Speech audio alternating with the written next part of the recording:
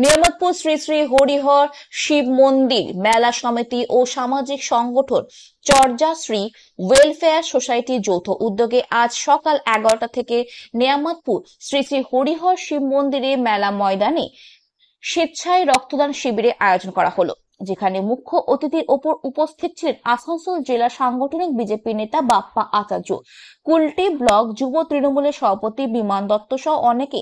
তাছাড়া উপস্থিত ছিলেন শিব মন্দির মেলা কমিটির সেক্রেটারি উত্তম চৌধুরী, প্রেসিডেন্ট ধর্মদাস মুখার্জি, মেলা কমিটির অন্যতম সদস্য কল্যাণ দত্ত, চর্যা শিব ওয়েলফেয়ার সোসাইটি অনামিকা সিংহ, সঞ্জয় দাস সহ অনেকে।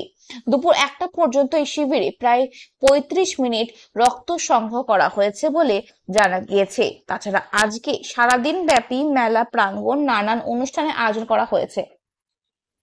দাদা, আজকে নিয়ামতপুর শ্রী শ্রী হরিহর শিব মন্দির মেলা ওয়েলফেয়ার সোসাইটি চর্চার যে ব্লাড ডোনেশন ক্যাম্পে উদ্বোধন হয়েছে, এই কর্মসূচি নিয়ে একটু কিছু বলবেন? দেখুন, রক্তদান মহাদান এবং এই অ্যাসোসিয়েশনের তরফ থেকে বিভিন্ন সময় রক্তদানের প্রোগ্রাম হতেই থাকে এবং বর্তমানে আসানসোলে রক্ত সংকট আছে এবং যারা উদ্যোক্তা আছেন, যারা এই স্টেপ নিয়েছেন, তাদের সাথে থাকতে পেরে নিজেকে ধন্য মনে করছে। দাদা, আপনার পরিচয়? আমি অভিজিৎ আচার্য। রক্তদান শিবিরটিকে সফলতা অর্জন করার জন্য আপনাদের সহযোগিতা একান্তভাবে আমরা চাই।